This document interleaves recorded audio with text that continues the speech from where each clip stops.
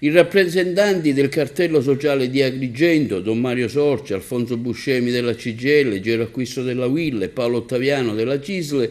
inviano una richiesta d'incontro al sindaco di Agrigento, Franco Miccichè. Sabato 1 giugno è stata promossa una manifestazione popolare per richiamare l'attenzione degli enti competenti sulla situazione idrica del nostro territorio,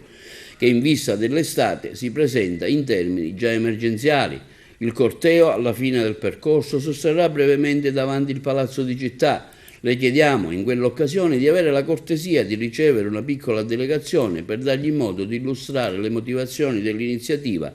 e di rivolgere alcune sollecitazioni alle quali potrà rispondere successivamente, dopo aver consultato chi a diversi livelli è interessato a garantire un servizio idrico adeguato per soddisfare le esigenze della famiglia, del mondo delle attività produttive, con particolare attenzione al comparto agricolo.